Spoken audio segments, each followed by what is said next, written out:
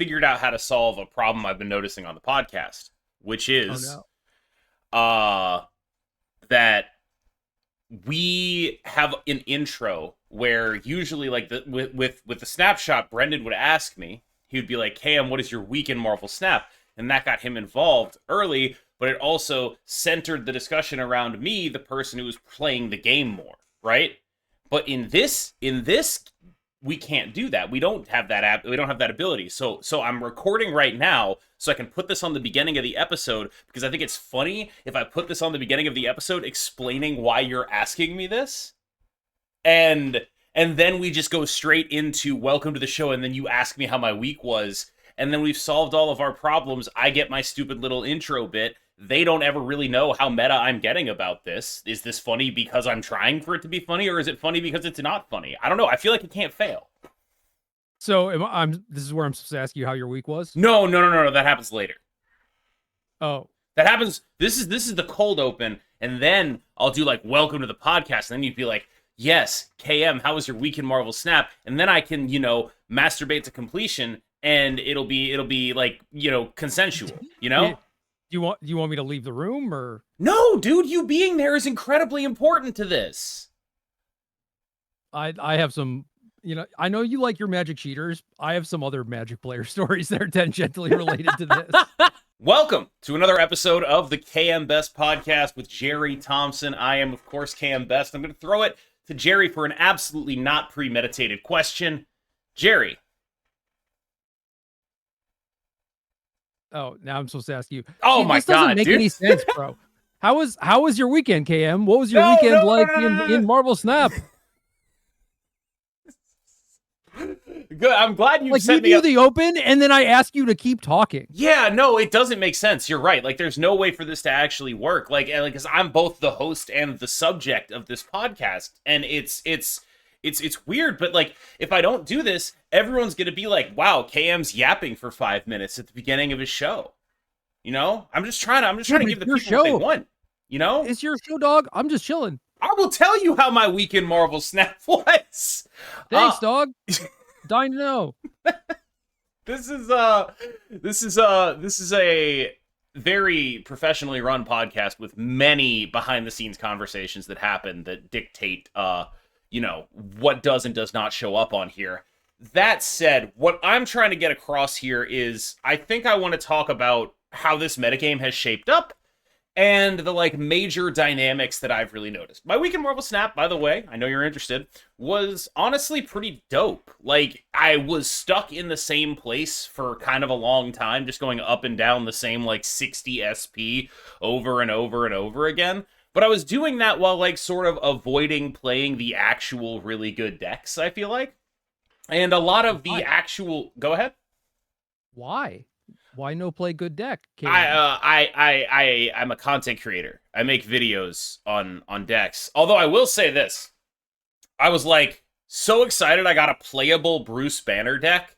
And I feel like if I were a different content creator, that would have done insane numbers for me. It did the worst numbers of anything ever because I made the title Bruce Banner is 3 dots playable. It's it turns out that's not what people want in their YouTube titles. Not they're tuning into your channel, dude. They want that KM boost. Yeah, they want the sauce. And the sauce is, of course, at this point, some combination of season pass cards and Juggernaut. That's whatever deck you're probably playing. It can have Agamotto in it. It can have Sarah in it.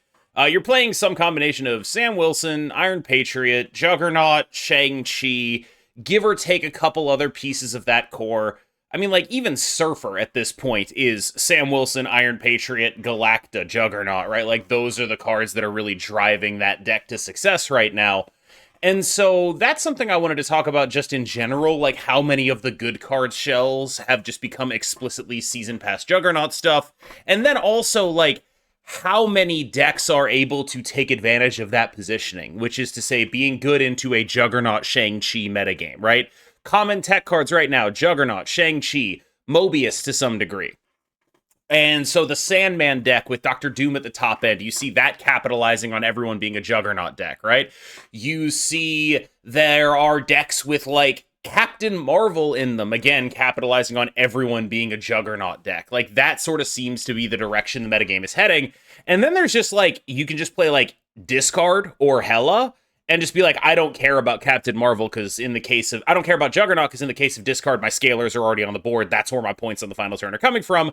And in the case of Hela, it's just like, I really don't care about Juggernaut. Like, the stuff is going there anyway. Yo, what about 46% Firehair though? Yeah, I mean, I guess we got to talk about Firehair. It is technically a card that came out, so this is just one of those cases where it's like, once again, I feel like we have I don't even want to harp on it, right? Like, we were right about the card, and that's all there is to say. Like, it's a card that the community gaslit themselves into thinking that the Grandmaster was cool again. And the Grandmaster is cool, but it's not busted. And Firehair is cool, but she's not busted. I think there's still some cool stuff to be explored with her, honestly. Like, this is a card that genuinely, I feel like, is a high skill cap card in the way that very few other cards are in Marvel Snap. That's not, again, though, a lot of times people use high skill cap to mean I am good and winning with a bad deck. And that's not what I'm trying to describe Firehair as here. I still think she's like a little bit not amazing, but there are more things you can do with her than most Marvel Snap cards. It's just that, like, a lot of those things aren't very good. You know what I think, man? What? I think that she is the 37th coming of Ajax. Ajax? Like, she says destroy and on reveal, and so people work too much to put every goddamn card that has those words in it in their deck, and it's like, maybe just a small package is better. Well, that's the thing, though, is like, I tried the small package thing, because I had the same theory, right? Like, oh, if she's good, it's because she's like Ajax, right? Like, that's what's going to happen. It's going to be like, oh, we're going to be playing with, like, the hood and whatever, right? What I came away with was, if you don't hyper invest in her, you might as well not even bother. Like, it's like if you play her as just like your hood generator in like your V hand or whatever deck, right? You're making your V hand deck worse. You're giving up on stuff in order to do that. And so, like, the cool stuff I've seen with her is all like, yes, yes, you have your, you know, various hood shenanigans that is locked in with her, but like, people doing Shang-Chi Venom to do 2 Shang-Chis, like, that's pretty cool. Like, that's a pretty cool thing. That is cool. She does a lot of cool stuff. I like that. It's just like playing like Thanos and all the stones. Yeah. Like, this stuff is like not even good. I like the Thanos stuff. Like, whenever I play against it and they have the Firehair, I'm like, wow, they really did draw their entire deck here. That's kind of sick as hell. It's fun as hell, but like, does that actually translate to putting a bunch of points in play? It does not. Not necessarily. They sure drew their deck, though. Like, they're drawing the hell out of their deck. Like, It's just like, then it's like, how do we win the game? And it's like, well, I really hope they didn't play a Mobius, because if this death is actually anything but 0 cost, we do not make points. Like, that is kind of how the deck plays, where you just turbo through your deck, you get a free death, and if they play the card Mobius and Mobius, you are just the most dead that has ever existed. I don't know, like, are people okay with how things are right now? Like, I get that it is probably very frustrating in terms of there being just a ton of season pass cards seeing play and whatnot, and even aside from that, like a bunch of new cards too. So if you want to play a lot of these decks, I imagine you get the question a lot of like, well, normally you get someone who's like, oh, I don't have this card, this one card. What is a good replacement? A lot of these decks are like, I don't have these 3 cards. What are good replacements? And it's like, well, that's a little harder, right? I also think that, like, I kind of want to get your opinion on this. Asking for replacements at all is often sort of a flawed way of approaching deck building, no? I mostly think so, but this game is really weird, right? Where I don't know, basically, like, if you take any of these decks, and I think there are some things that are bigger offenders than others. Like, if you look at the Season Pass deck, and it's like, I don't have, you know, Iron Patriot. Like, what can I replace this with? And it's like, well, that's kind of a big deal. Like, if you don't have, like, Rocket Raccoon and Groot, you can find a fine-ish 3-cost card instead, right? So, there are some things that are not super replaceable, and some things that are. And I think in these good stuff decks, it's more reasonable to just find suggestions. But at that point, it's like, say you don't have like Iron Patriot, Sam, and RNG, then are you better off playing a different deck? Like maybe you should just be playing discard or something. I don't know. That's what At I what keep point do coming you back cross to. that threshold? Yeah, like it feels like there are a lot of decks that are predicated on specific cards in Marvel Snap. And in some of those cases, there are cards that mimic the functionality of others. In some of those cases, there are not. Like Iron Patriot and Sam Wilson are that much better than the other twos to the degree that not having one of them will impact your win rate, whereas Rocket and Groot is not that much better than all of the other threes. Like, and not doing anything specific either, really. yes. And so it's a question of replaceability a lot of the time. And typically a good stuff deck will have a lot of options for replaceability. Like you're just playing the best stuff the whole way. But I also think that like there does come a very quick inflection point in Marvel Snap where it's like if you're missing 2 cards out of this deck, I think you'd be better off playing the full power version of a real deck instead. Yeah, I mean, you got to look at, okay, I'm too short of a tier 1 deck or tier 0, whatever, but I have the entirety of this tier 2 deck. What is the power difference between them? Is there perhaps a rationale to play the tier 2 deck instead? Like, do you queue into certain other things at your MMR a little bit more that maybe the tier 2 thing is a little bit stronger against? I don't know. I think that it is also weird to me that like it feels like for the last 3 seasons basically it has been a fairly strong season pass card. Agamotto the weakest of them, but still strong in my opinion. And then a lot of the actual cards for sale are not nearly so ubiquitous or are like a more specific or niche type of design that is exciting and often enticing, with the general exception of some of the Sam season. Like there are a lot more like build arounds for sale and a lot less this is generically good for sale. The last generically good for sale card was Rocket and Groot, I believe.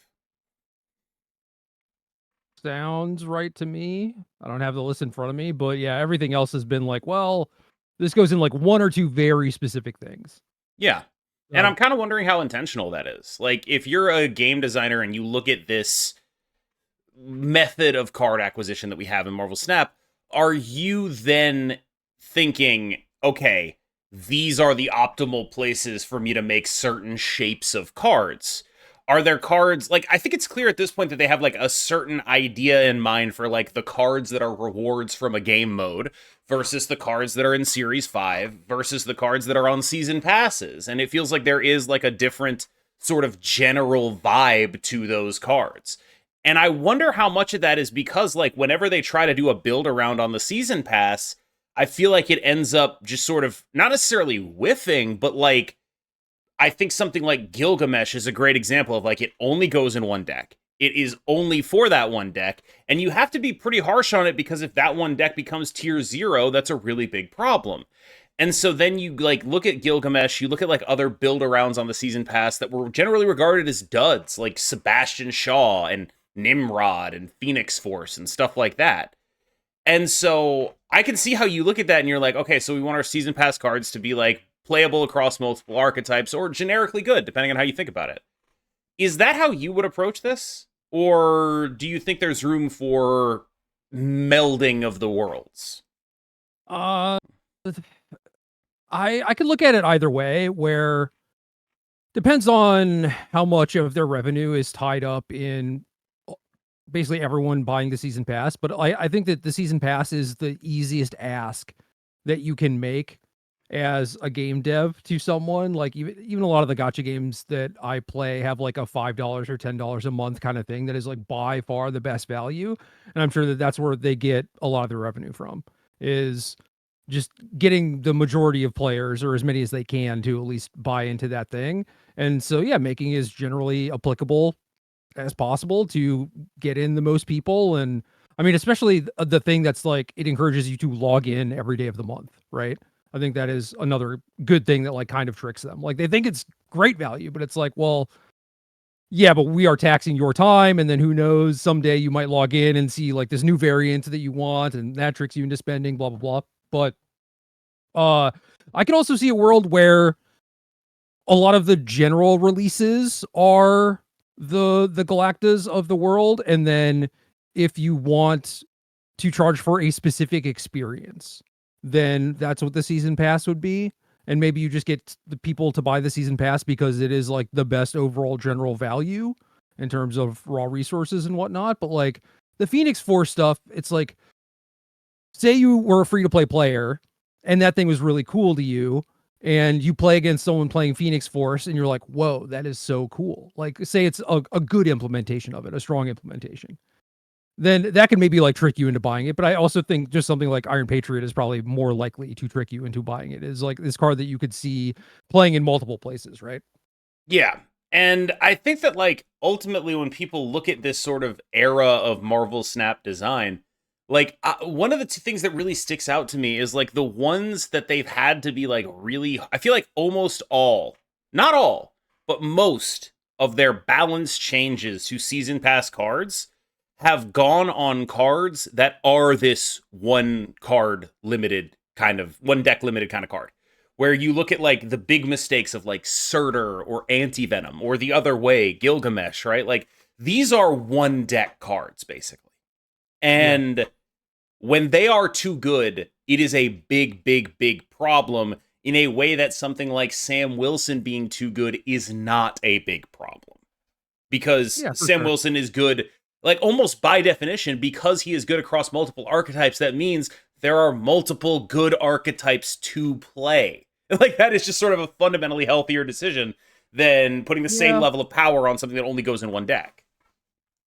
No, that's definitely true. But cards like Sam or Iron Patriot are not necessarily locks to prop up multiple archetypes or Mm-hmm. even be as good in an archetype as another one, right? Like it could very easily be a Surtur problem too, where it's like, oh, this is the best Iron Patriot deck, right? Sure. I think maybe we've gotten a little bit lucky in that regard. But I guess thinking about it a little bit more, card that would make for an excellent season pass if you're trying to sell a unique experience would be something like Arsham. I feel like I'm actually really happy that they don't put those cards on season passes. Like, Arishem being on the season pass is like, that seems like it would be a no-brainer for them. But like Infinity Ultron, that's an Arishem type card, not on the season pass. Agamotto, Arishem type card. That is a season pass. And I don't know if I like that. Like, I kind of wonder, like, Agamotto is like anything. Agamotto's a very odd card to me still. Where I think at this point I have done a full 180 on him, and now I think he is strong, but he is still the weakest season pass the last 6 months, at least in the month of his release.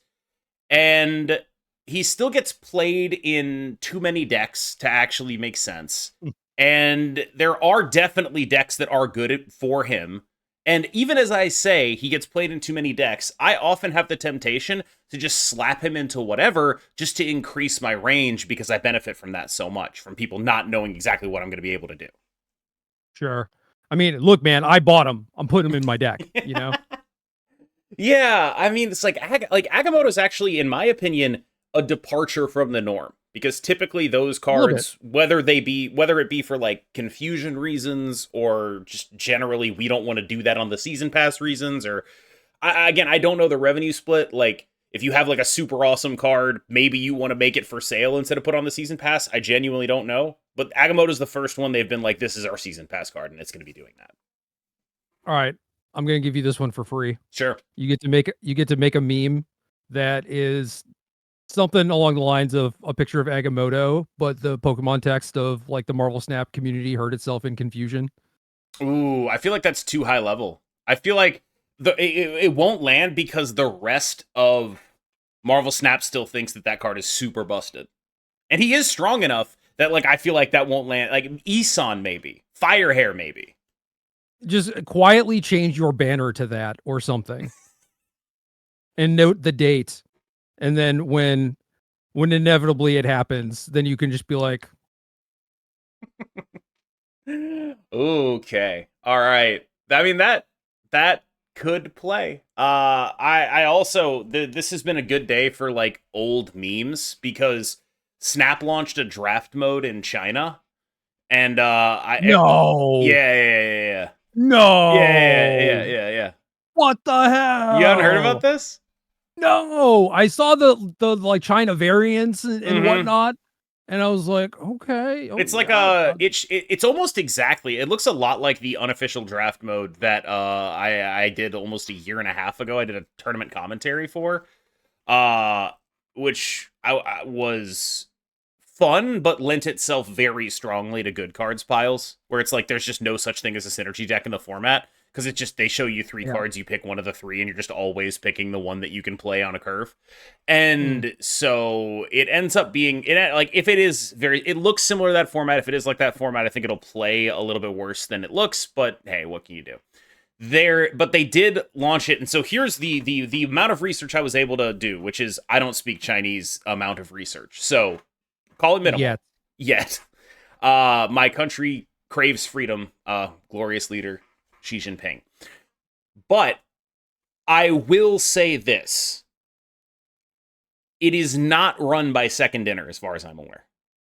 My understanding is that the Chinese Marvel Snap servers are not like I see a lot of people, I guess, hopiuming or copiuming that this is like a beta test and then they're going to bring it to the rest of the world. I don't think that's how that works at all.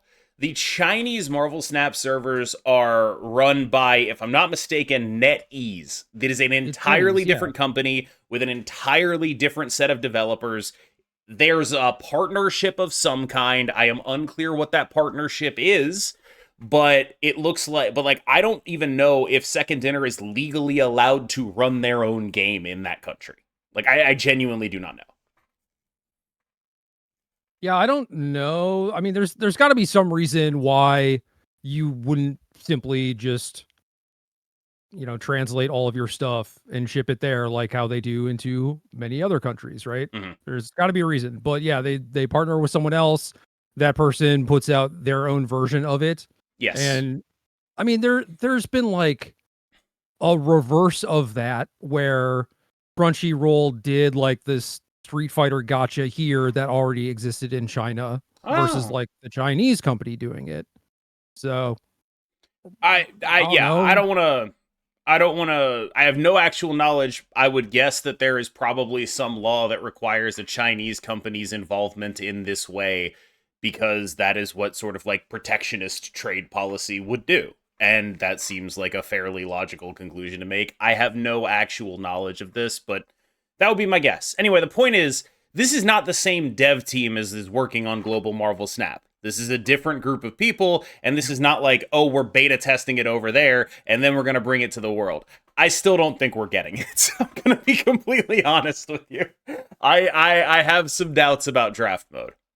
It is interesting, though, because this is a pretty good way to get kind of like some free market research for Second Dinner. Like, they can look at this, see whether or not it's successful, see how NetEase monetizes it, all that stuff, and just be like, is this a thing that we want to pursue, or like something similar? Like, I think that's cool. It couldn't hurt. It definitely couldn't hurt. On the theory that we currently don't have draft mode, so nothing could actually hurt, right? Like, it seems very unlikely. But they're also running it as a limited event, so it's like kind of like their version of High Voltage or whatever. Okay, yeah, that's less exciting, I guess. Yeah, it's like an event. What I learned about this from a guy that showed up in the main Marvel Snap Discord server. He was like, "Oh, and we also get these like," and he referenced them as like tickets of some kind. And then when someone asked him like, "Hey, what do you mean by tickets?" and he was basically just like, "Don't worry about it. We acquire cards totally differently here. It's like a lottery to get cards or whatever." And it's like, Jesus, okay. Okay. Like, so they are maybe leaning into the gacha system. My understanding is that they are extremely gacha pilled on the Chinese server. So it's like you take the good with the bad, I guess. My fellow gambling addicts. Yeah, like I think he referred to them as lottery tickets, if I'm not mistaken. And it's like, yeah, okay, I get what's going on here. It was just like, basically just like, actually don't even worry about it, man. Don't even worry about what that ticket is, all right? Like, just don't worry your pretty little Westerner head about this. Yeah, I was gonna say, silly Western audience, don't you concern yourself with it. This is a thing that we do, okay? This is our thing. You genuinely wouldn't understand the cultural traditions at play here, you filthy gringo. That's the vibe that I got, basically. It was just like, don't even bother. Don't even, I will not go into explaining the arcane convoluted system that we use to acquire cards. I genuinely will not do that. That was the impression I got. Well, asking for me, how does one get on the Chinese Snap server? I genuinely do not know. I have no idea. Like, does it involve honestly, man? Like, you know, you like finish an RPG or whatever, and then it's like, oh, do I want to do like New Game Plus, or do I want to like even just play it again from scratch? Sure. That's what this would be like. You know, starting Marvel Snap all over again. I think you did this at some point. You started. Yeah, I had a Smurf at one point. Yeah, dude, I got bored I so fast. I got bored so fast. Why do you love it? Oh, it's so fun. What do you mean? Is it? It's really not fun in Marvel Snap. You just play bots. That's fine. Dude, I'll dunk on those bots all day. I'll feel so great. It's your version. Of dopamine, man. Never hurt anyone.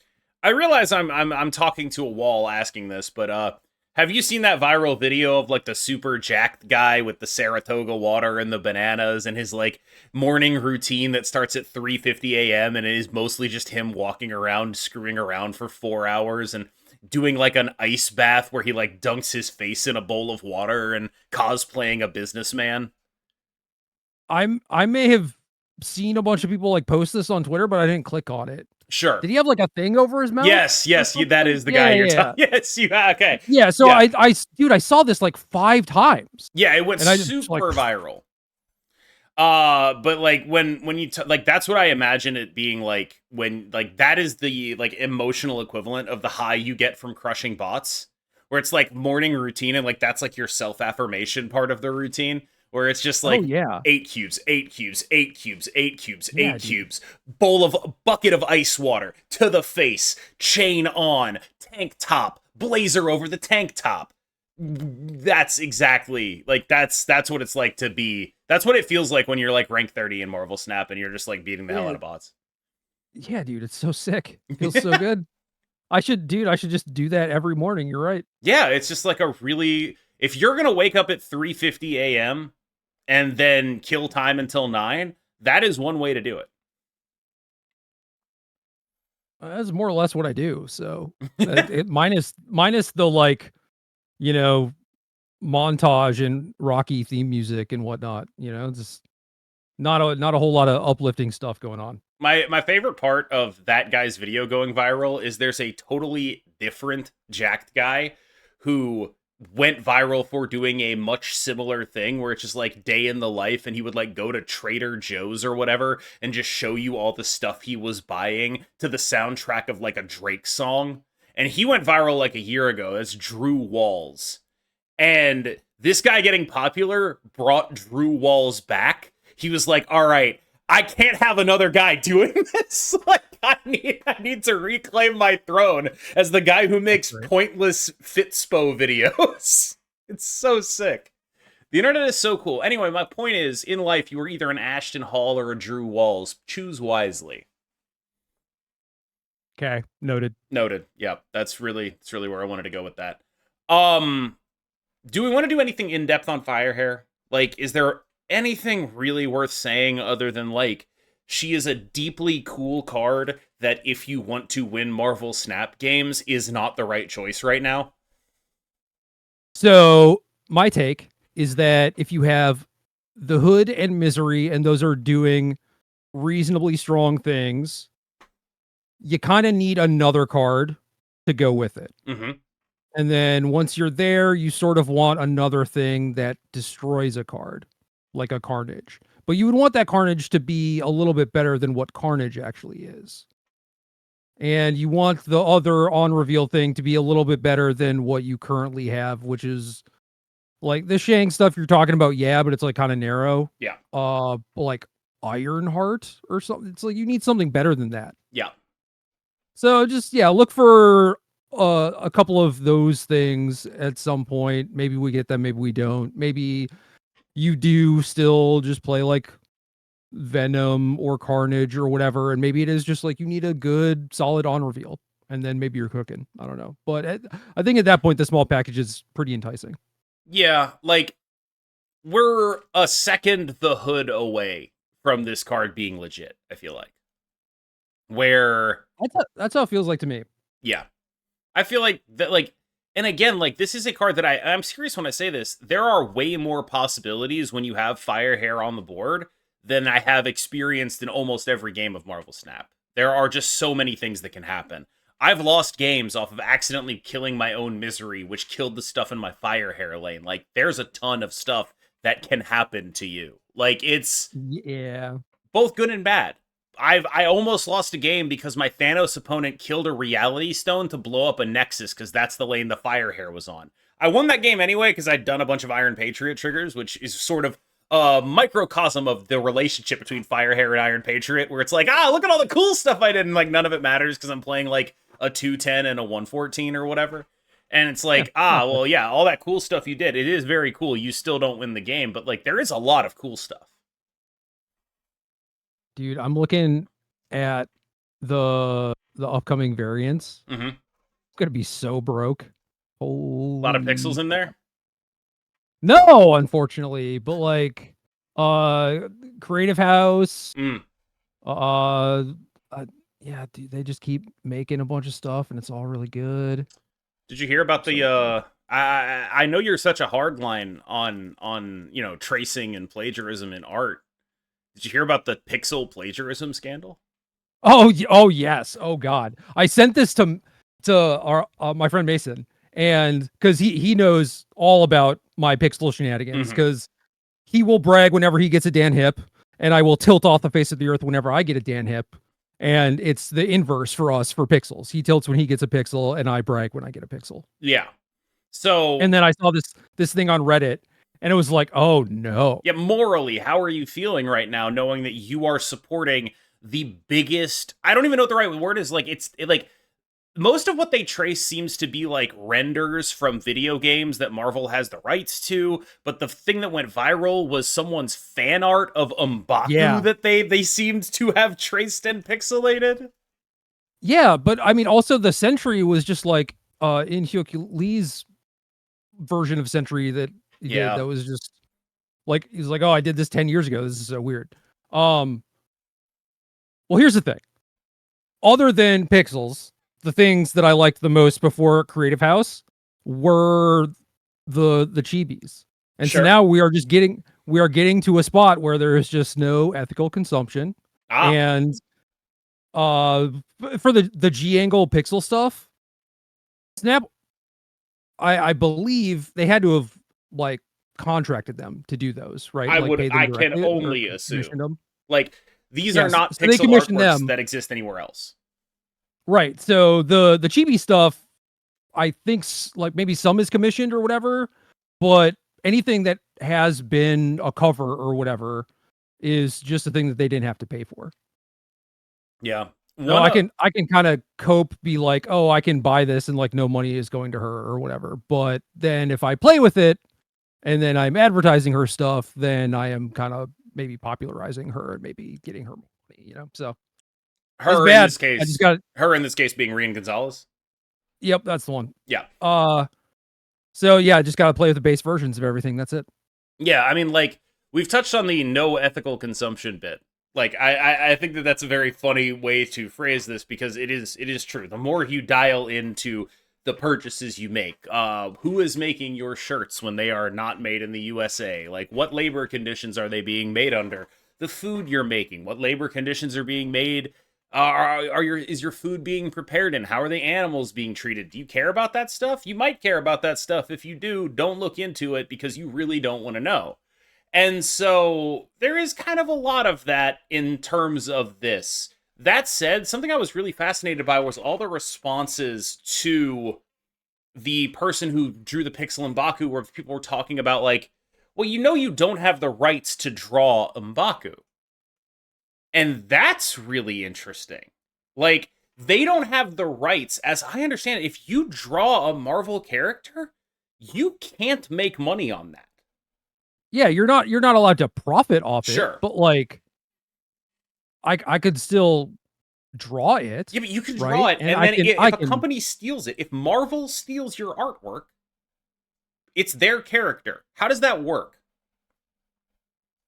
Like, just hypothetically speaking, how would that work legally? That's something that occurred to me, and I was just like, I have no idea, and I bet the big company would probably win. well, yeah, I mean, big companies probably going to win it anyway. Let's be Yeah. real, but uh, trying to think, like, there's a reason why, like, Wizards of the Coast, for example, does not want you to send them your ideas for cards. Yeah. Nor will they actively like go looking for that stuff. Because in theory, if something were to appear in a later set that bore a striking resemblance to a thing that you posted on Imager or whatever, they could sue you. I know. So like that is why they don't do that. Wait, they can sue you? I believe they can sue Wizards. Oh, I thought you said Wizards could sue them. I was just like, oh my No. god.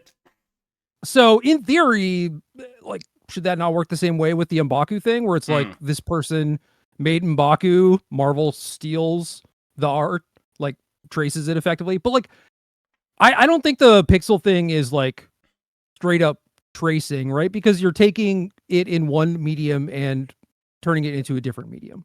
Yeah. I do think that like it's a little more complex than tracing, and the person who posted the original thread talked about how this was an ethical issue more so than a legal one. Like, they didn't really think they had a legal complaint, but they did feel like they had an ethical obligation to stand up and say that it's wrong for someone to profit off of their work when they can't profit off of their work. Right. And so at the very least, this is one of those instances where it's like, hey, this was inspired by art from this person. Yeah. That would have been the cool thing to do. I think that would open them up to actual legal liability. Like, if you say that, then suddenly you are actually, like, there is maybe a legal case for it. Whereas this is just skirting that line enough that there's probably not. Yeah, I don't know if there is a distinction between, yo, I traced this versus like my art was inspired by this. Mm-hmm. Because, you know, I don't like TV shows, for example, do the like all of these things are fictional characters not based on anyone, blah blah blah blah. So yeah. So, long story short, there is no ethical consumption under capitalism, which of course means that you are free to buy everything that you want and consume thoughtlessly. That's what that means, right?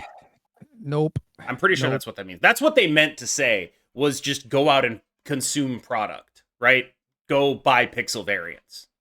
It's fine. No, I think the point is that I don't know, for me personally, it is like finding a line that I am comfortable with and ensuring that I am doing enough that I feel good about my choices. Like, I am not actively making things worse, and I am maybe not doing as much damage as I could be if I acted the way that my baser instincts wanted me to in terms of like things that I consumed or whatever. But yeah, I think for each individual person, like, yeah, do whatever you want, whatever you're comfortable with, obviously, but certainly know that your actions have consequences, and you could maybe be doing a little bit more good by expending very little effort. Or have you considered that consuming product makes me feel good? And that is the Yeah. highest possible good. Ergo. Oh. Ergo. All of that I think said, you're cooking. You're onto something. yeah, no, I feel like I've gotten somewhere here. I think I've really revolutionized moral philosophy. Karl Marx failed to consider enlightened self-interest. But like, I want to segue, because you said something really important there, which was figure out how to put good into the world. And so on that subject, I've been playing some Hella recently. I've been putting some good into the world. I've been playing the Danish build of Hella, which is just like, it's not, I don't know what to say. It's not like Hella. Like, what you expect from Hella is like this guaranteed I'm going to crush mid-range. It's definitely not that. But I have genuinely enjoyed playing it, and I think that sort of brings us to a natural point to talk about the card coming out next week, which is Khonshu, who is a fascinating little piece of work. And in order to have that conversation, we probably have to talk about the card in high voltage, the first Ghost Rider. So, of those two, where would you like to start? Khonshu, I would probably look at and be like, oh, it needs maybe a little piece of help, but it's still probably going to be pretty strong because your high rolls are going to be very powerful. And then it's like, oh yeah, look at this thing that we got right now. I gotta finish high voltage because that's maybe literally the perfect card. Because I think the things I wanted Khonshu were like Iron Man and Gore anyway. Yep. And now you just have a 2/5 enabler and yeah, yeesh.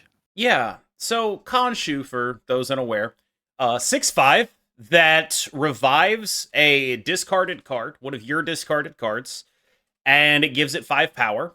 But the trick is that when Khonshu gets discarded, it gets bigger and comes back to your hand, and so does the thing it revives. So you have it at 6/5 to begin with, and then if you discard Khonshu once, it goes to 6/7 and revives the thing at 6/7, and then it's 6/11, right? Is it 6/11 or 6/12 at the final? I'm looking. Because I don't know. the point It is is big. it's 6 very large, and it revives the card at a location. Yeah, 6/12. It Oh, revives it's 8. 5, 8, 12. Whoa, wait, they changed it. I thought it was 5, 7, 12. Ooh, that's a buff. But this card revives the card at a location that is not Khonshu's location. So think of it like a smaller, more controlled Hela, where you get to pick where the guy goes and then where the presumably gore that you are reviving goes. Yeah, this is a powerful card for sure. It is weird though. It's got like all these different phases. I don't think you need to like do anything. I think just like 6/5 Khonshu is mostly good enough. Like you have a 5 power Gore or a 5 power Iron Man, like you're probably winning that location. So it is just about winning one of the other ones for the most part. And then yeah, if you do get to do the thing, Khonshu is 12 power, is making a 12 power thing. It's hard not to win all 3 locations probably. Yeah, I mean, I do think that like when you really zoom out though, like when you're getting to 12, you're getting more output. You're getting more output out of your average Hela that is getting 3 discards than you are out of a Khonshu that is getting 3 discards, right? Because like not only do you need to discard Khonshu twice, you need to have a target for it, right? So I do think that it ends up falling a little bit low if you're over investing in it.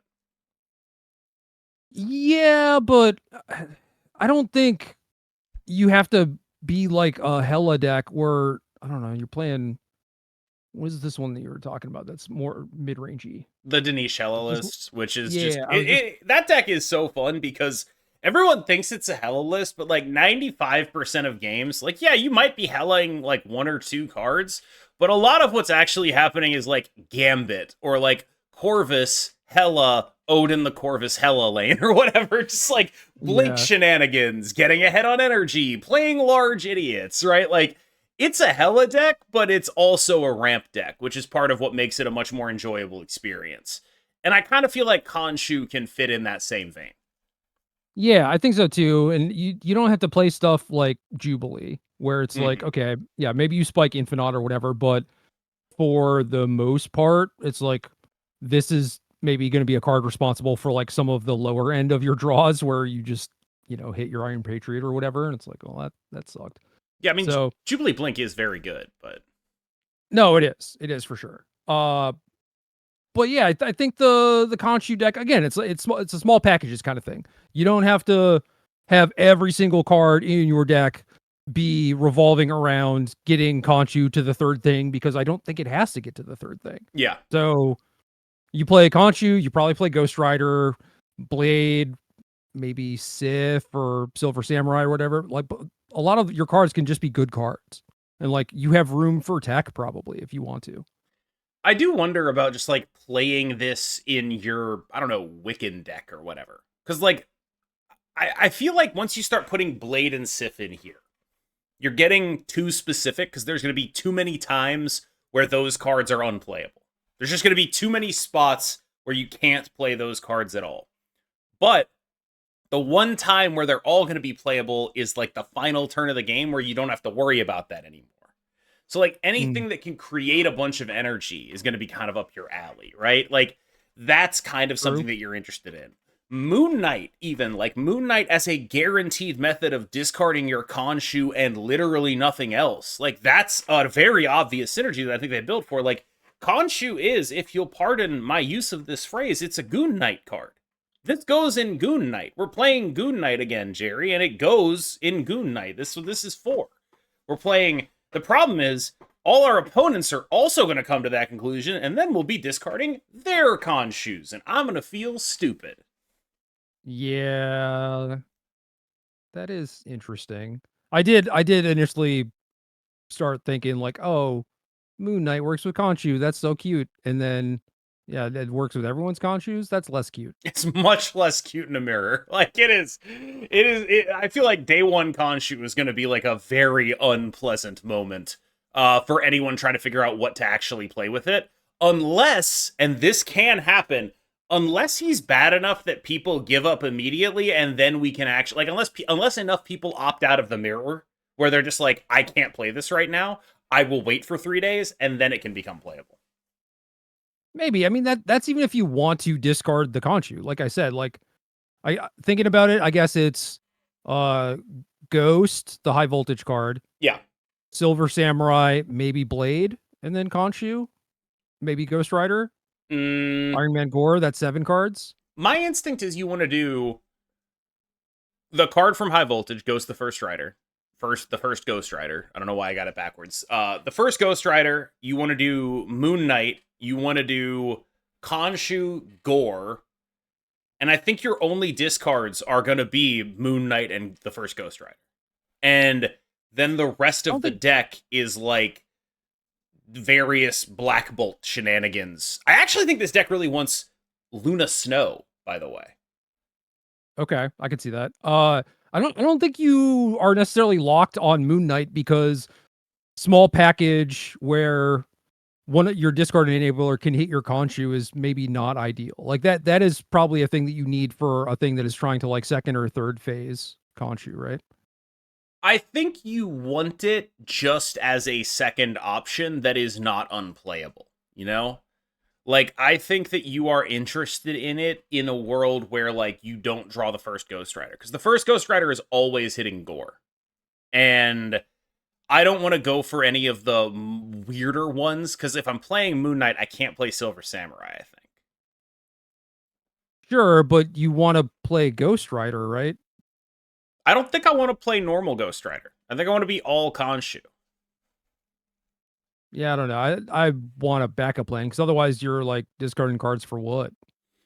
That's why I'm going so minimalistic on the discard. I want like 2 enablers, Khonshu, Gore, and then the rest of my deck is just your typical Moon Knight stuff with a Luna Snow, so we can Luna Snow into 5s. And so like that way we don't have to like have a terrible turn 4. We can like Luna Snow into like Black Bolt, into like Darkhawk or whatever. And then our end game can be the Khonshu. Yeah, we'll see. I don't know. I like the card definitely feels like it won't get there immediately, is sort of where I'm at. There's a lot of moving parts and a lot of like, what do I fill this deck out with? And even like, how hard do I go? That, yeah, this is not going to be a card that's figured out overnight. But I do think by the end of the week, we'll have pretty good ideas for like what the best lists are in terms of like, here is the one that is hyper invested, and here is the one that is like half invested, play some tech, and I don't know, maybe play it in like Discard or in Hella or something. You'll have like those weirdo versions that are probably not very good, but things that people are going to figure out how to do the best they can. I would like it to be a Goon Knight card. That's what I want. So maybe I'm doing a bit of wish casting here, where I just have a little bit of hopium, a little bit of goonopium, if you will. I'm huffing on that goonopium, and as you do, as everyone does, truly. But like this is it's a very, the card is really interesting. My instinct is I'm very happy to discard it once because 8 and 8, I think that's awesome. I think like that's just a big enough guy that it'll actually impact a lane on the final turn of the game. I'm much more likely to win the lane I actually play Khonshu in. Getting to 2 discards with the deck building restraints that I have feels very hard to do. Like, I'm not saying that like you can't do it, but I'm gonna say it feels hard to do and do profitably. And so that's sort of where We're I'm at. My goal for a Khonshu deck is get it to 6-8, bring back a Gore. Those are the things I'm trying to accomplish. If I can also shred my opponent's hand while I'm doing that, so much the better, unless they're, of course, also a Khonshu deck. But the idea of taking these symmetric discards and turning them asymmetric is very appealing to me. Because that effectively means that your opponent is discarding a card for free. They just discard a card. You are going to roll them. Like you are going up on cards in a meaningful way. Yeah, in theory though, I mean, when the card releases, it is going to have the kind of Moon Knight problem where like you Moon Knight their Khonshu and you're like, oh, now we're both discarding cards and people are going to be playing a bunch of Khonshu decks. It's going to be Hella and normal discard and all this stuff. So that might be a week 2 thing. We'll see. Yeah, I worry he might have the biggest case of week 1 syndrome of all time. Like, we've had some week 1 cards before. This is a card that's going to have, like, massive week 1 syndrome. I don't know. It's a card that is cool as hell. It is cool as hell. And has very big numbers, so I'm in either way. Yeah.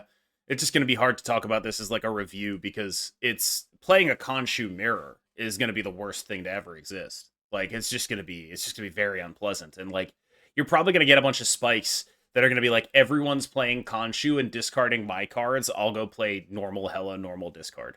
And, like, you'll get a lot of that early. Just, like, mono bad matchups. Yeah, I could totally see that, but that just makes me lean in the direction of, not playing Moon Knight. But I think Silver Samurai, I guess you could get away from that potentially, but... Even that, you're risking discarding their Gore for them.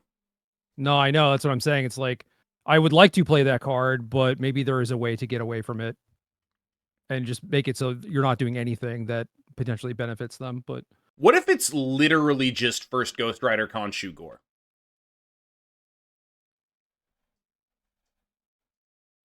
I don't know. Like, so say you have Gore and Ghost rolled up, but you don't have Khonshu yet. Yeah. You play Ghost on 2? Yeah. Yes. Are you kidding me? Yeah. Hell yeah. Only having Khonshu in your deck? Like, what yeah, absolutely. 100%. All right. I'm pretty likely to draw it. There's it's turn 2. There's 5 cards in my hand. There's 7 cards in my deck. I have 4 more draws. That's I'm 57%. Yeah, absolutely. 57%. Slightly, you're getting it in good. Yeah. Yeah, you are. That's what 4 out of 7 is, by the way. 57%. That's the actual number. No. Yeah. I'm just saying it's very close to a coin flip. It's a weighted coin flip for sure. But I'm saying like the other option is like, don't play Ghost, maybe just cast your Gore, because presumably if you're not Khonshuing, you're going to need some sort of big thing on the top end, right? So maybe.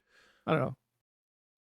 I guess if that's more of a package, maybe you're doing other stuff. Maybe you are just season pass cards. Yeah, just the rest of my deck is season pass cards, and then if I high roll the Khonshu on your ass, I mean, sorry, buddy.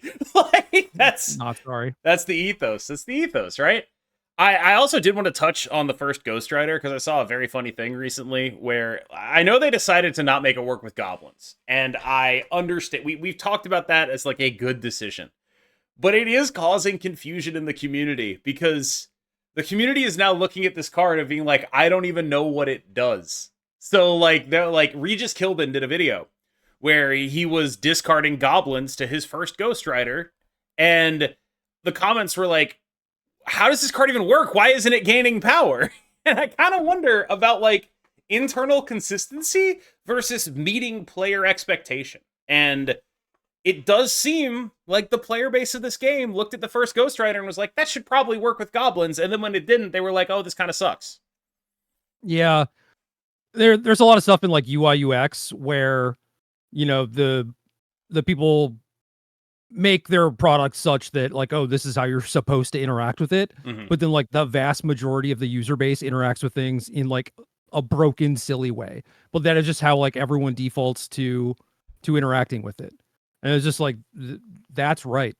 That is the way that you now need to interface with your thing. And like, you need to optimize for the way that a bunch of stupid people are going to think that your thing works. I don't even know that it's a stupid thing to think. I feel like it's like a fairly reasonable expectation. Like, you were there the first time we saw Hobgoblin and Mr. Negative. We were like, does this give us energy? There's, like, that's happened. I think I said that facetiously. I beg to differ. It Okay. should. It's at least within the realm of possibility enough that it is like a thought you had. I mean, it is like, okay, what are the list of potential options? And Yes. it's like, in theory, that's one of them. If I had to stack rank them, it would definitely be the lowest one, because especially for programming a thing, like that is an added thing that you have to like put in there, you know?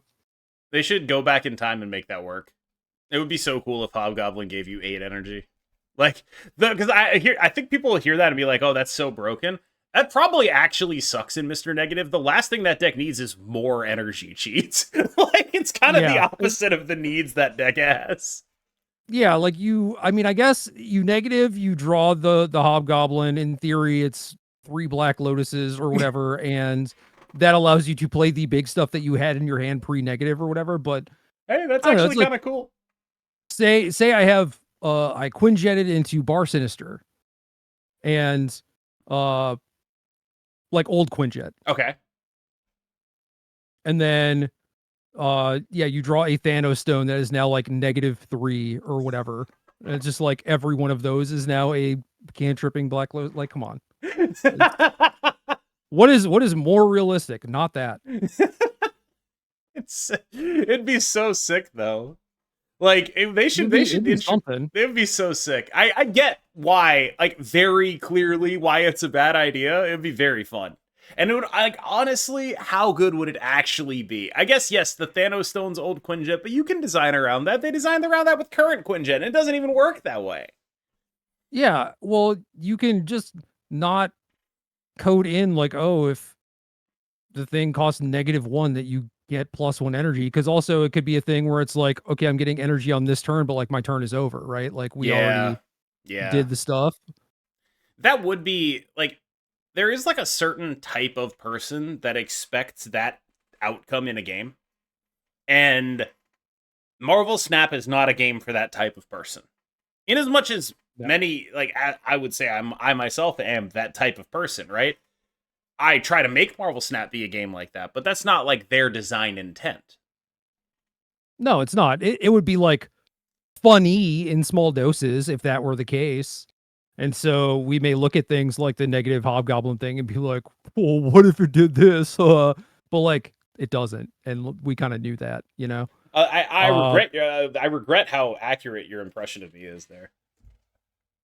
That's a real 1-for-1. I know you quite well. Yeah. We go way back. We go way back. In terms of Ghost and the goblins, I don't know. It might just be a words on the card thing where it's like, well, if you add a negative, this is what is supposed to happen or whatever. Yeah. So yeah, maybe just change the word on the card to change expectation. I think that is probably the easiest solution.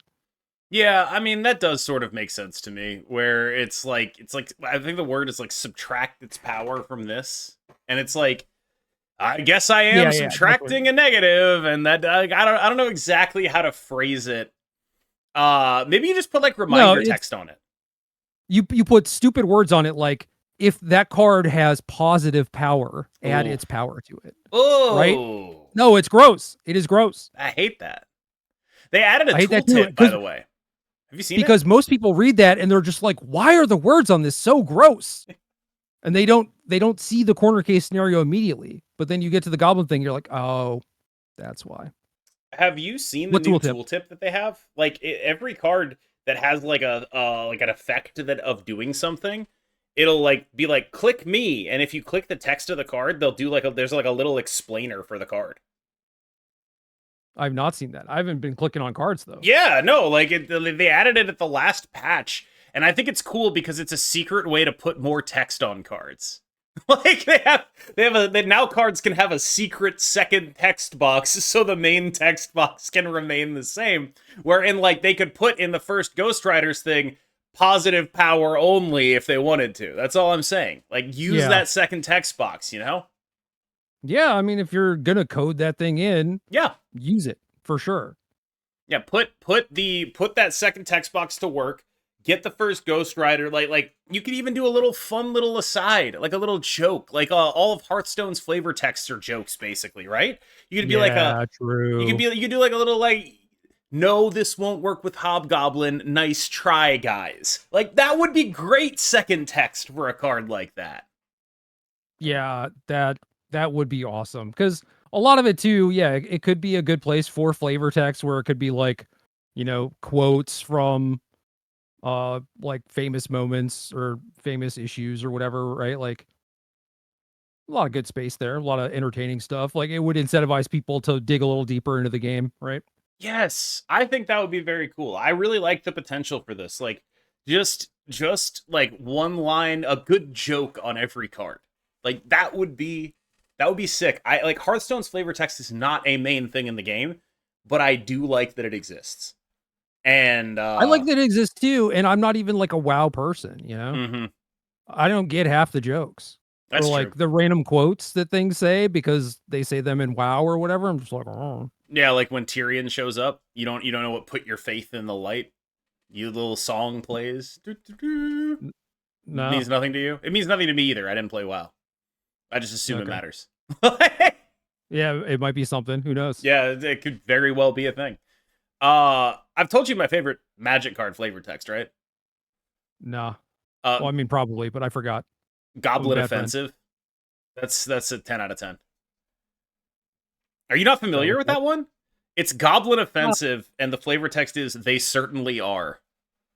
Mm. That's just primo. That's exactly how you get me. Is just change the wording of something to mean a different thing. That's a perfect setup, perfect punchline. 10 out of 10. Dude. Versus Saga Uncommon. Let's go. Yeah, Goblin Offensive, man. That is it's just a banger. And yes, I am a boomer. My first ever Magic card was a Thunderscape Battle Mage that I found on the ground outside my local Jewish community center. Hell yeah. Yeah, that's how I got here. Thank you, Thunderscape Battle Mage, the uncommon from Apocalypse, man. Or Invasion. That's a good find. Yeah, it is. You look cool. He had like red armor and two shift. battle axes. Looked awesome. Yeah, plane shift. Plane shift. Yeah, that'll do it. I like how I named both Invasion and Apocalypse and didn't get the actual right one. I had like it's the Monty Hall problem, and I still got it wrong. But you switched and you got it in good again. So that's all that matters. Of course. I did want to address two long-running topics on my stream and on my YouTube and generally everywhere. And these have come up a lot. The first one is, KM, why do you have a red tongue in so many of your videos? And it comes up all the time. People are like, are you eating candy? What the hell is going on? That's why. What is that? Is a cough drop. I have next to me a 180 count cough drop thing. 160. That's how many cough drops that just like sit on my desk at any given time.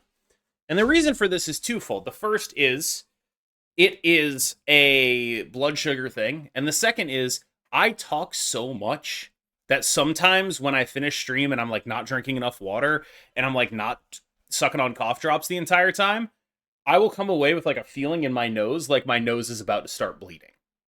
Like, my sinuses are not built for the volume and consistency with which I talk. So I am constantly doing this in order to continue to be a streamer. Similarly, sweating comes up a lot. Cam, why are you so sweaty? It's a question I get all the time. While I am naturally sweaty, and while it is weird for you to ask that, there is an actual answer. I have a heating pad behind me that is constantly running at 100% capacity. I have a back pad because I've had back problems in my life before, and I've learned that like if I'm going to be sitting somewhere for an extended period of time, this has just become part of my habit. I used to bring it to work when I had a little desk job, right?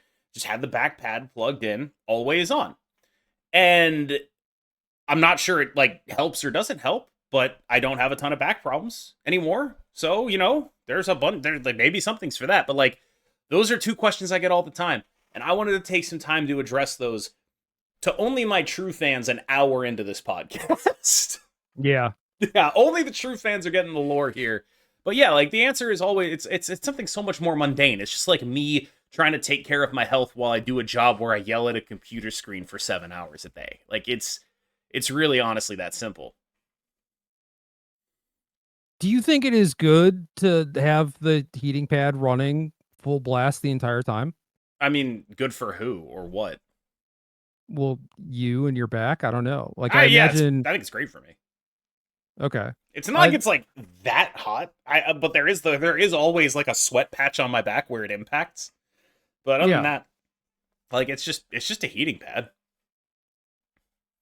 Oh, I feel like it might be like a smaller doses thing. Not like a small doses thing, but maybe just not all the time. But yeah, I guess like I had like heated pads for like my cats or whatever. Yeah. And they liked them until they didn't.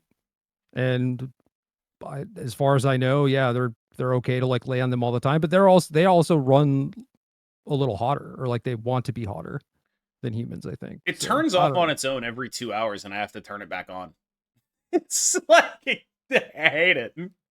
And I imagine it does that out of like a fire hazard kind of thing, right? More so than like a human hazard, but that is not like a you're gonna catch on fire. It's not like a you shouldn't have heat applied to you for that amount of time. It's more like a there should we can't leave this on. If you leave this on, it'll catch your blankets on fire or whatever. But I'm not under any blankets. It'll be fine. It'll be 100% fine. I will never spontaneously combust on stream. I will just receive a cadre of weird questions about why I'm sweaty. You just got to get, I don't know, nice cardigan. That doesn't work for back pain. Like, I know. It doesn't work at all. Warm. Yeah, I mean, I don't want to be warm. I would do this if it... It's kind of like a heating pad. My back is warm right now. I don't...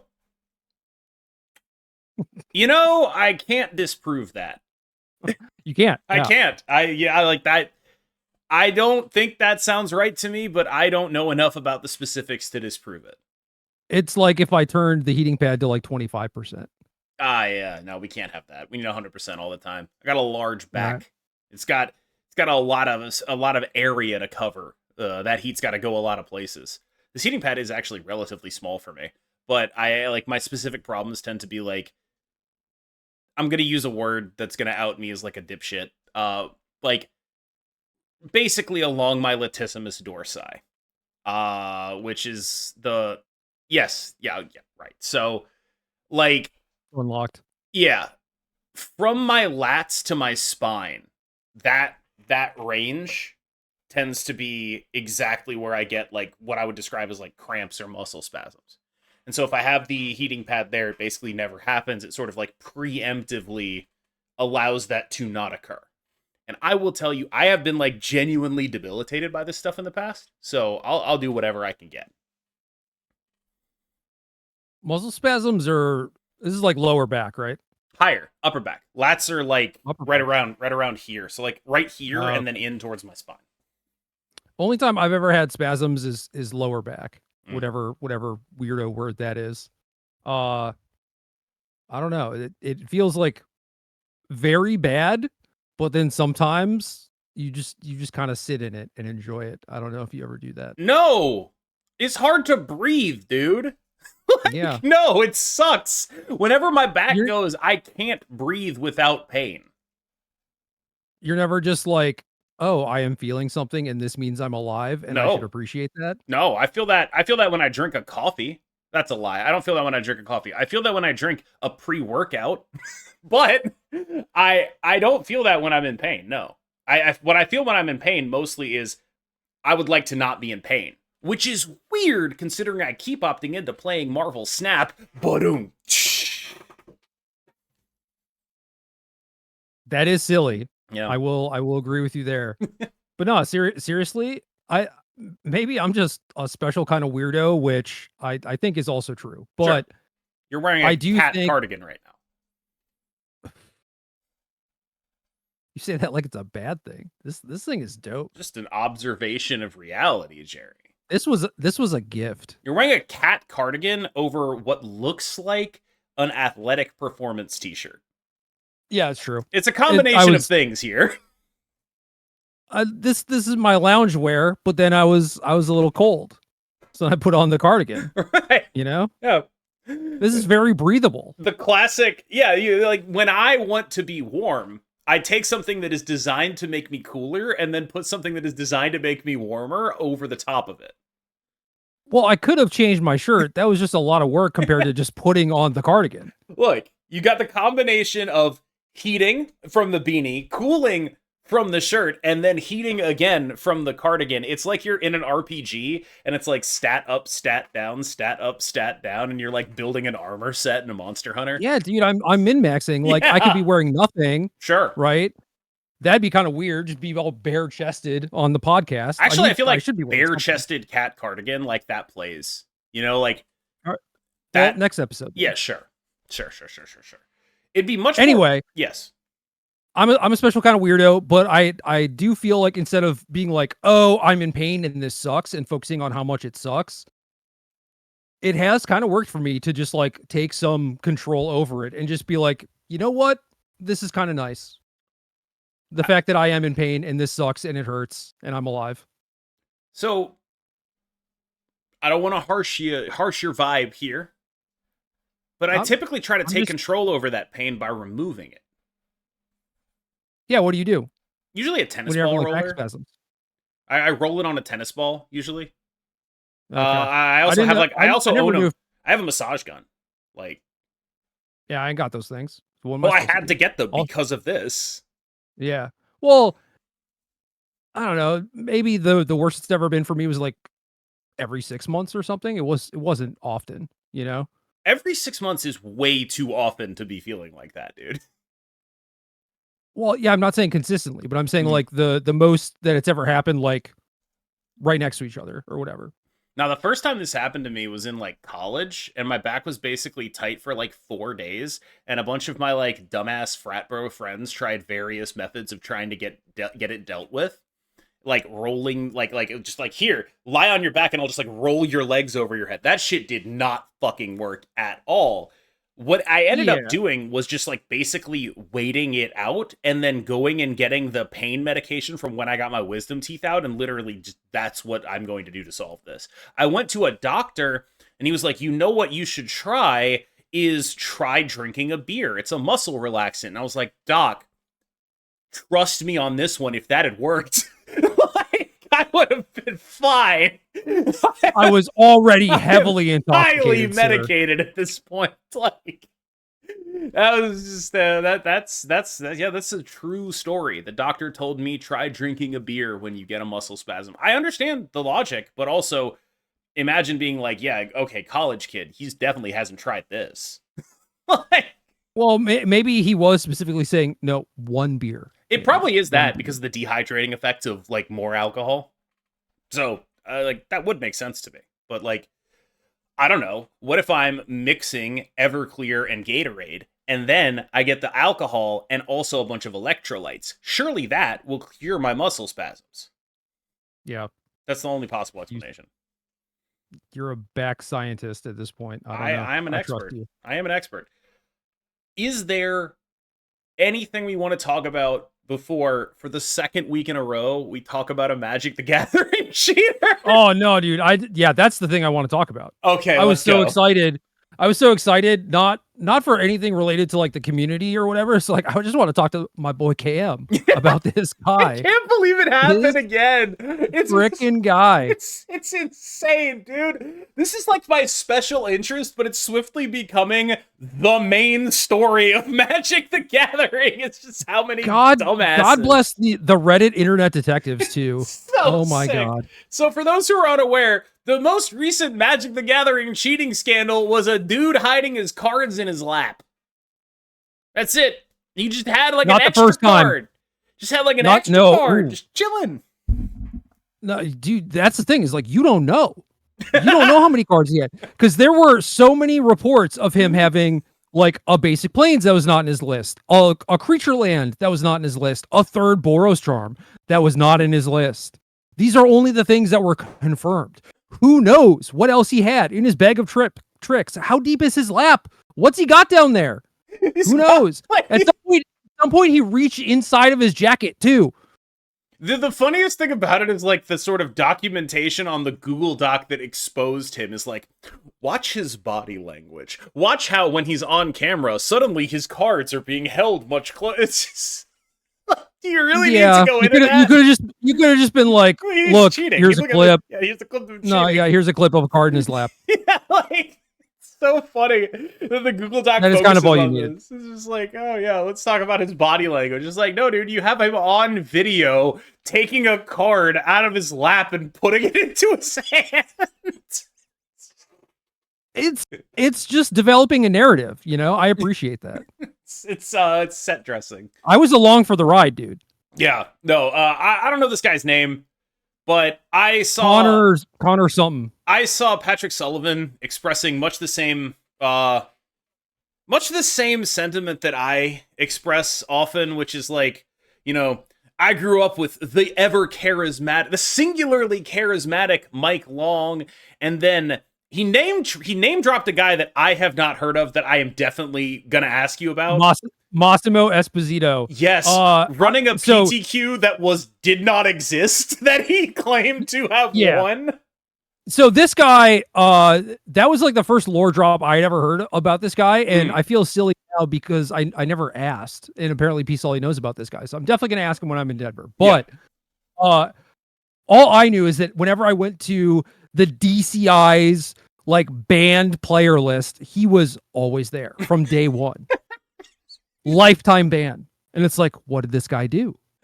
Who knows? And I guess it was everything, but yeah, for the most part, it was, you know, tournament fixing and whatnot, but like also, yeah, cheating, general scumbaggery, just the whole package.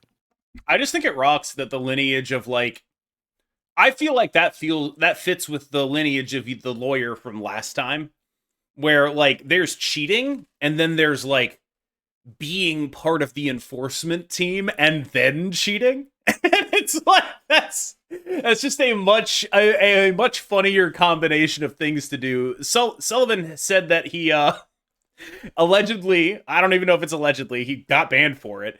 Made up a PTQ that he claimed to have won, presumably full of fake players. That never happened.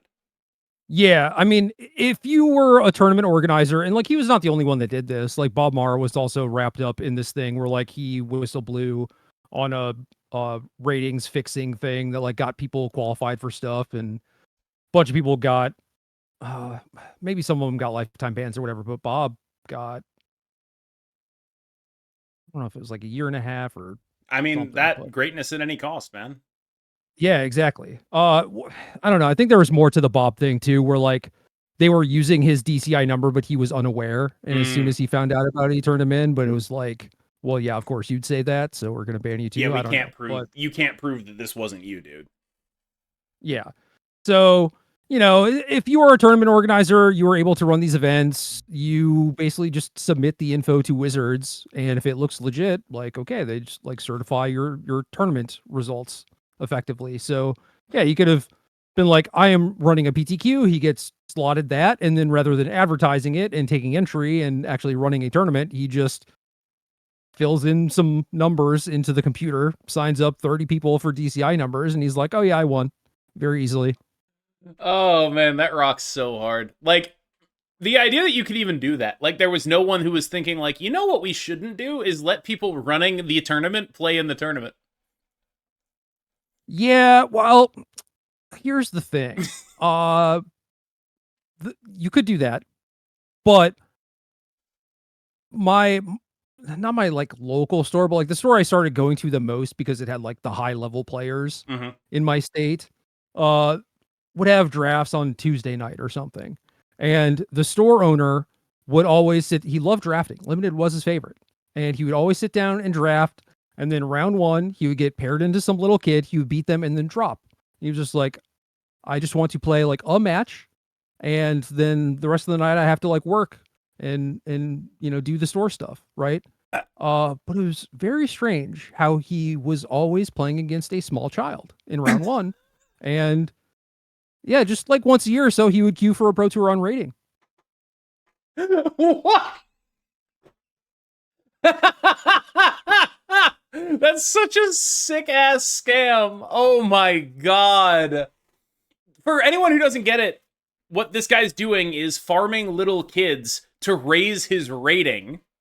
And then like you have like an ELO rating at the time to imagine if those 8 cubes did not cost you $50. Yes, imagine if you were the cube factory. Like, yeah.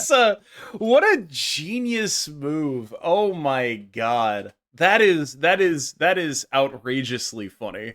Queuing for a Pro Tour on rating because you're farming little kids at the store you own. Yeah, dude, because it was so small ball too.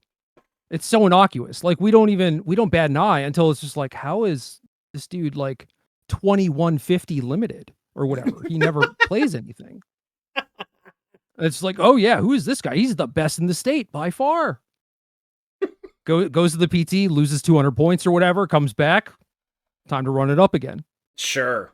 I mean, like that is just how many kids do you think you have to beat to get 200 ELO points from 1950 to 2150? That feels like a lot of kids. Yeah, I mean the events were 16 or 24K. I don't remember. Probably 16. Maybe you're getting like 4 to 6 per child. Man, that's less kids than you'd think. I mean, you get 4 per, and you only got to win. You know, like beat 50 kids to get those 200 ELO points back. You do that once a week. There you go. You're set. It's the long con for sure because it is going to take a while. But like, also it's like how did he play against the kid every time? You know, he was not queuing into the strong players, but it's like he is the one who determines who plays against who. Yep. Yeah. Yep. What a coincidence. That is remarkable. Weird.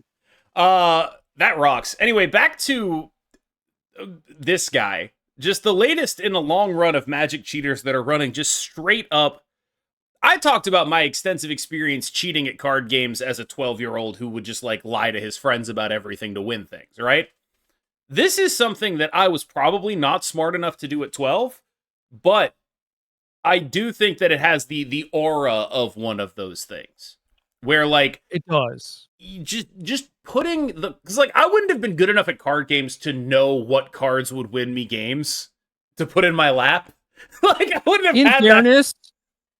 In fairness, I don't think this guy is either. Right. There is the other aspect of this, which you brought up before the podcast, which is he's doing it with a terrible deck. He's like cheating with a terrible deck, which you thought was inexplicable, but I feel is the most explicable part of this. No, because it's so funny to me that these people always focus on the wrong things. Mm-hmm. It is almost exclusively what they do, where you could simply play a good deck and you probably would not have to cheat. But instead, you're like, oh, I want to play with my bad cards, and then I must cheat as a result. And then it's like, oh, this is God's gift to Boros mice or whatever the hell. And I don't like there is certainly something to that, right? Where you get a little bit of extra clout, but like why do you want the attention if this is what you're doing? It's just like I obviously. All right, here's my master plan. It's not logical. I'm gonna become a famous Magic the Gathering player by cheating. In so doing, I will be invited to events wherein all of my gameplay in which I am cheating will be filmed. This is a plan that is self-defeating from the start. Not if you don't think that the cameras are going to catch you. And like, granted, it wasn't super obvious. Like this person had to go over a bunch of footage to find it. Right. So I guess maybe since there were instances already of this person like having things in play that were like not on their deck list or whatever. Yeah. Maybe you slow it down a little bit in this top 8. Right. I feel like there's a thing that people believe, which is like, and this is true across games, where like they believe that if they could just get to the next level, that they would magically stay there. Like, Yeah, oh, I'm for in sure. elo hell. All my teammates are bad. That's why I can't get out of bronze in League of Legends, right? It's because my teammates are bad. It's like, brother, you have that elo ranking. They're your matchmaking partners, right? Yeah. And people are like, well, if I got to like gold or whatever, then I'd be able to actually learn the game and get better and things of that nature, right? And I think that like for guys like this, they think that like what's going to happen is they're going to make it to the pro tour and then they're going to be able to stop cheating. You know? Like it's just like they're not going to have to do it anymore because what's really holding them back is the fact that they just haven't gotten their break and they deserve their break and so they're going to get their break and then they're going to stop cheating. No, I think a lot of it is, I mean, for Alex Berncini specifically, a lot of it was, I think I'm really smart and I only lose because of variance. Therefore, if I just put a white card or a plains in my lap to allow me to cast my splash cards, that is just fixing some of the injustice in the world, right? Sure. But that is just a means to like make more money because like the NRG things, they're not PTQs, you know? So I don't think that this person necessarily is like, oh yeah, like if I just get to the pro tour, like I'll stop cheating. Alex, for the most part, I think like didn't even necessarily care about getting on the pro tour because like I just imagine that again, like my record against him was very good. He cheated against like everyone, as far as I know, did not cheat against me. Maybe he did. I just beat him anyway, which is also hilarious. But I think that there were people that he was like scared to cheat against because he did not want to get caught. And he probably felt like if I get to the pro tour and it just means I can't cheat. So this guy is probably just like using it to farm paychecks would be my guess. I don't know. That makes a little more sense if you just put it in the context of like, you know, I would like to steal some money today. You know, I'm gonna wake up Yeah. and steal some money. Like that's an understandable motive. Yeah, I think so too. So then I don't know. Again, it's not logical necessarily, right? It can be compulsive.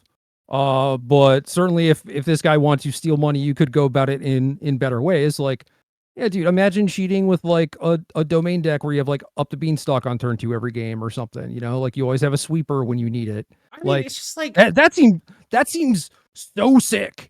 So sick. just go be a lawyer that defends asbestos companies. Like Yeah, or that. there's I so was many wondering if you better saw that too. there's so many better ways of just making vaguely unethical money, you know? Like go and like I don't know, go work on Wall Street or for any private equity firm. Like you'll do so much worse things to the world for so much more profit.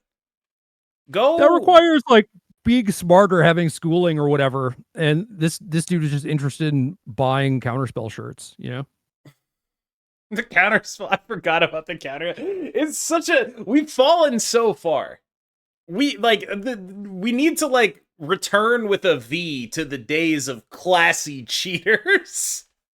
Where it like I don't know, man. I don't know, man. I just like I feel like we as the card game community we've lost something. Everything like in Marvel Snap the Scandal is like the Italian quote unquote mafia and $50 for 8 cubes. And I think there is something to this where it's like one of the things that's really fascinating about sumo.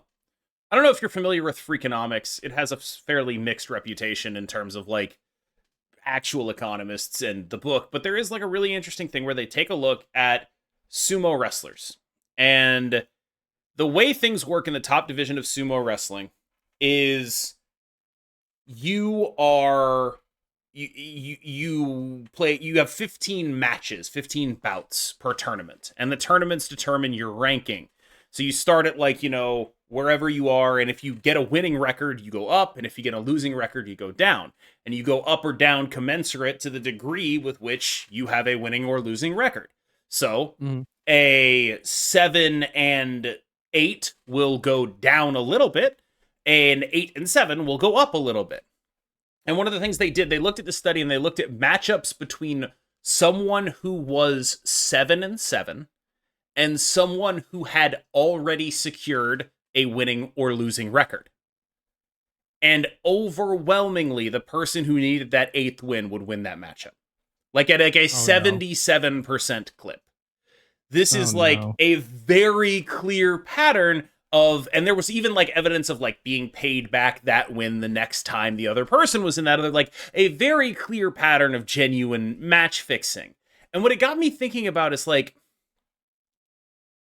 it's almost unfair in a way to ask someone who is great at what they do to consistently be great, regardless of injury or just not feeling it or luck or any of those things, in order to have a salary. And like, that is actually what sumo is asking, because only the top 2 divisions of sumo people get paid.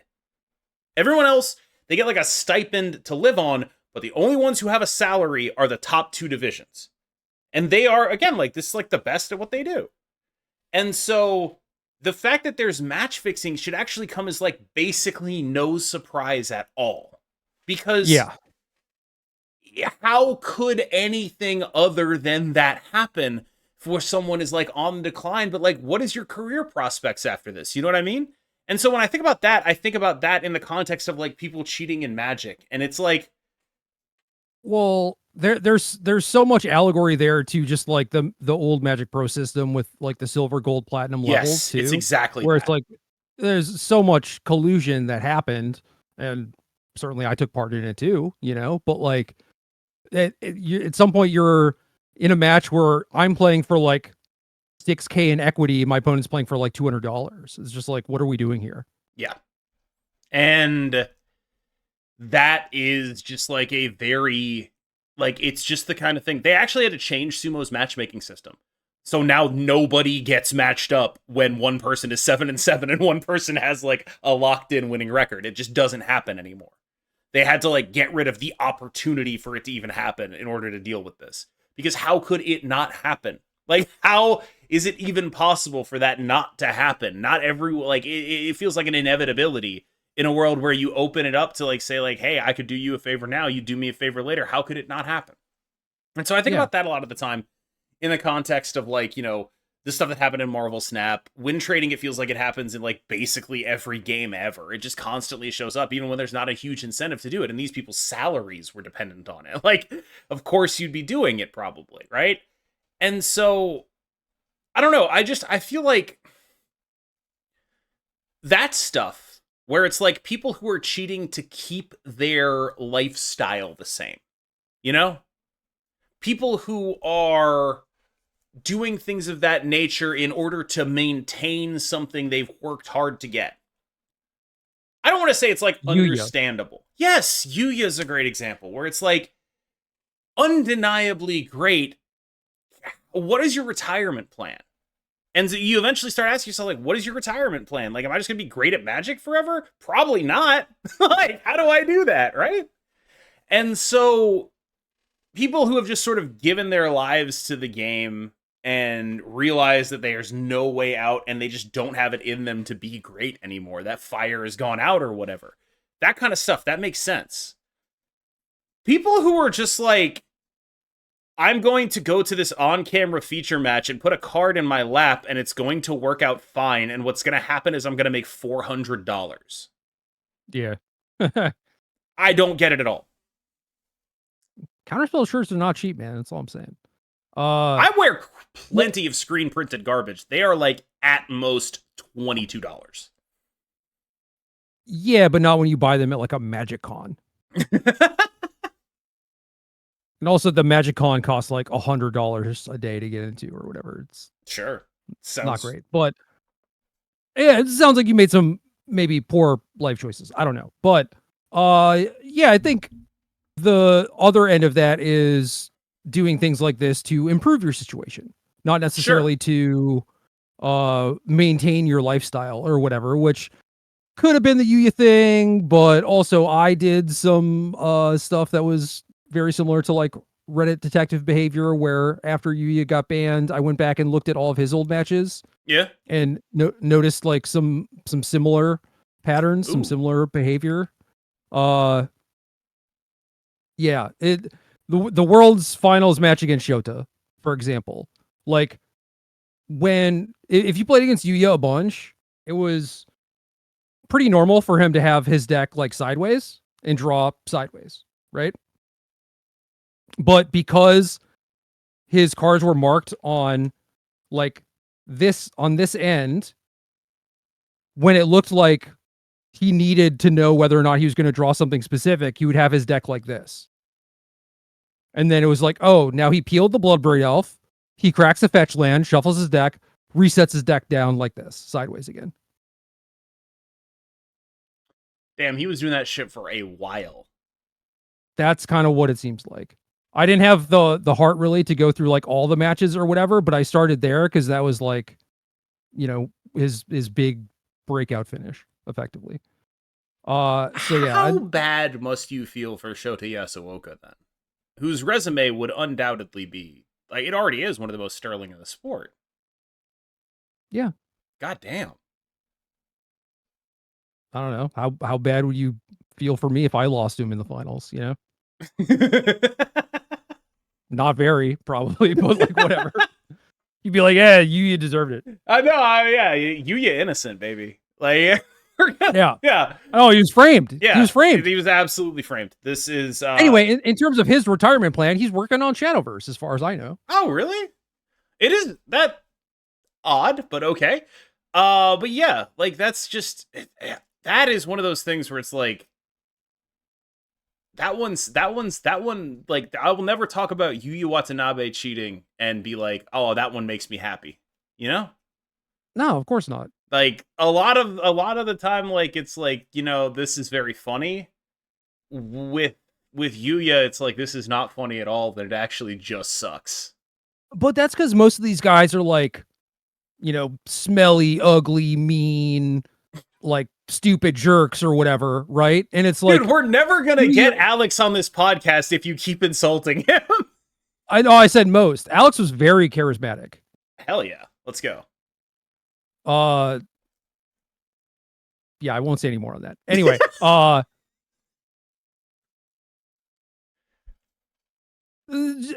was thinking about Jared Betcher. Realistically, but I like how it was like I was leaving you space to see if you wanted to fill it in with the name, and I could see you thinking about it, and you were like, Trevor Humphreys, attractive dude. He was like clean cut, kind of ripped, you know, very nice, very was Trevor pleasant. Humphreys the he was the keyboard cage fighters, yes, yes, yeah. Oh man, what a king. But no, Yuya was like nice, polite, clear, like seemingly honorable, respectful, very like tight and clean, methodical play. Like he was the thing that a lot of people, myself included, looked up to in terms of like how to conduct yourself. Yeah, exactly. Like, and he is the prime example of not all cheaters fit like a specific mold or stereotype. They just don't. Yeah. That is a tough spot to be in, honestly. Like, I don't know. As someone who has a dream job and is constantly ridden with anxiety about what happens if I lose it, if I mess up or whatever, I get like a low performing video and I'm like, it's all going away. It's all going away today. Like, that is honestly how it feels a lot of the time. And I'm not saying I would cheat, but I definitely understand the desperation that drives people to do so. Where it's like, that's a space, like, though I think one of the main reasons that I wouldn't do it is because that's a space that I'm just used to living in. Like, it's like, like I'm used to being there, and I know that it wouldn't get better if I did anything like that about it. It's funny because, you know, Yuya gets caught cheating. His team was sponsored by Cygames, which is the company that makes Shadowverse, and they defended him. They're just like almost the entirety of Japan was just like, yeah, the judges framed him because they're racist or whatever. And then Cygames hired him.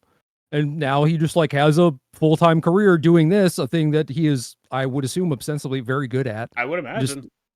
Just, making games. And I think had like contracted for them at least a little bit before.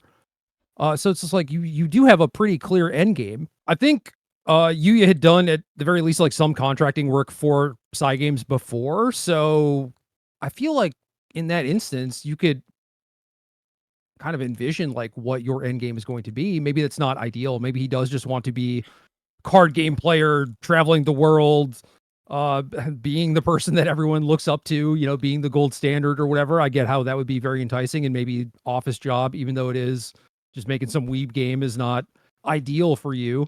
Uh, but like it's reasonable, you know, like you could do worse. You could do a lot worse. And on that note, I believe it's time to come to a close on this episode of the KMBest podcast. I hope you enjoyed our new cold open, our new intro segment, all of those things. What I want to do is get a mailbox going for next episode. So if you have a question for me or for Gerry, please leave it in the comments below. I'm putting this at the very end so that only the dedicated fans know to leave questions. You're only like 10% of you are gonna hear this, so make sure you take advantage of it. I've been KMBest, he's been Gerry Thompson, and we will see you next week with, I can only assume, a new card in Marvel Snap, and presumably several new Magic the Gathering cheating scandals, which seem to be increasing at an exponential rate.